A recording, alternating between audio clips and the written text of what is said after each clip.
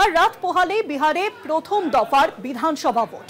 NDA বনাম মহাগঠবন্ধন, কার ঝুলিতে কটা আসন, কি বলছে বিভিন্ন জনসমীক্ষা? বিহারের জনতার কাছে পছন্দের মুখ্যমন্ত্রীর মুখই বা কে? রাত পোহালে বিহার বিধানসভা নির্বাচন, প্রথম দফার নির্বাচন, এবং ইতিমধ্যেই কিন্তু জনসমীক্ষা সামনে আসছে। বিহারের জনতার কাছে পছন্দের মুখ্যমন্ত্রীর মুখকে আরো জানাবেন এখন নিউজরুম থেকে সরাসরি রয়েছেন আমাদের প্রতিনিধি অঙ্কুর ভট্টাচার্য। অঙ্কুর দা, শুভাঙ্গী, আগামীকাল 121টি কেন্দ্রে ভোট শুরু হতে চলেছে বিহারের প্রথম দফার নির্বাচন, যে নির্বাচনে প্রায় 3,75,00,000 মানুষ ভোট দেবেন, যারা ভাগ্য নির্ধারণ করবেন অন্তত 1,314 জন প্রার্থীর।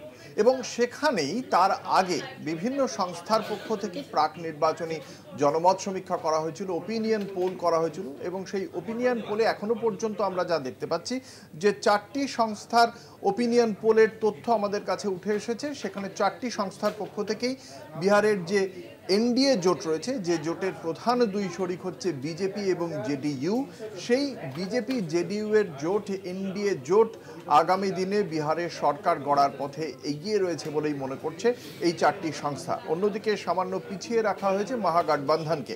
কোন সংস্থা কীরকম ভাবে এগিয়ে রাখছে, কত আসন দিচ্ছে কোন জোটকে, সেই বিষয়ে বিশদে জানাবো দর্শকদের। জেভিসি পোলের পক্ষ থেকে যে সমীক্ষা করা হয়েছে তাতে এনডিএকে দেওয়া হয়েছে 120 থেকে 140টি আসন। বিহারে মোট আসন 243 এবং সেখানে সরকার গড়ার জন্য প্রয়োজনীয় আসনের সংখ্যা 122, ন্যূনতম 122টি আসন লাগে। ফলে জেভিসি পোল 120 থেকে 140টি আসন দিচ্ছে এনডিএকে, অর্থাৎ বিজেপি জেডিইউ জোটকে।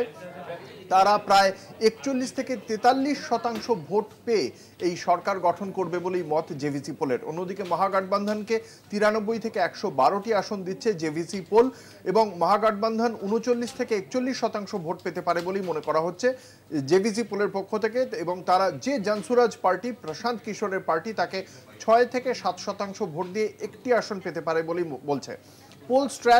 পোলস্ট্র্যাটের পক্ষ থেকে 133 থেকে 143টি আসন দেওয়া হচ্ছে এনডিএ জোটকে। তারা মনে করছে 45% ভোট পেতে পারে শাসক এনডিএ জোট। অন্যদিকে 93 থেকে 102টি আসন দেওয়া হচ্ছে মহাগঠবন্ধনকে, যেখানে 39% ভোট পেতে পারে মহাগঠবন্ধন, এমনটাই মনে করছে পোলস্ট্র্যাট। চাণক্য স্ট্র্যাটেজিস তারা 128 থেকে 134টি আসন দিচ্ছে এনডিএকে। অন্যদিকে মহাগঠবন্ধনকে দিচ্ছে 102 থেকে 108টি আসন।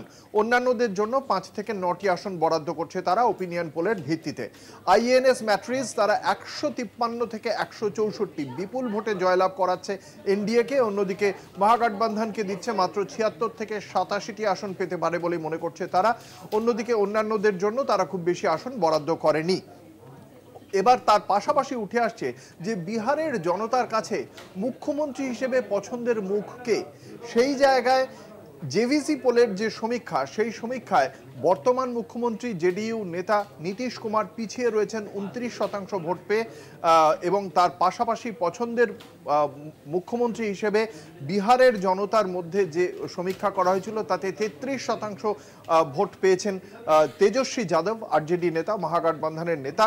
এবং অন্যদিকে আইএনএস ম্যাট্রিজ তারা বলছে অবশ্য তেজস্বীকে 15% দিয়ে পিছিয়ে রেখেছে, নীতিশ কুমারকে 46% দিয়ে এগিয়ে রেখেছে আইএনএস ম্যাট্রিজ। যদিও এই ধরনের ওপিনিয়ন পোল যে পরবর্তীকালে ভোটের রেজাল্টের সঙ্গে একেবারে বিপরীত আচরণ করে, তার সদ্য উদাহরণ আমাদের কাছে এই 2024-এর লোকসভা নির্বাচনেই ছিল। আমরা দেখেছিলাম সেই 2024-এর লোকসভা নির্বাচনের সময় বিপুল আসন পেয়ে বিজেপির নেতৃত্বাধীন এনডিএ সরকার ফিরতে পারছে বলে বলা হয়েছিল, কিন্তু শেষ পর্যন্ত আমরা দেখেছিলাম গত 4 জুন 2024-এ যখন রেজাল্ট বেরোয় তখন দেখতে পাওয়া যায় যে কেন্দ্রের সরকার গঠনের জন্য জেডিইউ এর থেকে 12টি এবং অন্যদিকে চন্দ্রবাবু নাইডুর থেকে টিডিপির থেকে 16টি সাংসদ নিয়ে, দুবগলে দুটো ক্রাচ নিয়ে নরেন্দ্র মোদীকে কেন্দ্রের সরকার গঠন করতে হয়েছিল। কারণ এই এবং এটা আবারও বিহারের ক্ষেত্রে হতে পারে, তার কারণ আমরা যদি তাকাই 2024-এর লোকসভা নির্বাচনের দিকে, সেখানেও আমরা দেখতে পাচ্ছি আরজেডি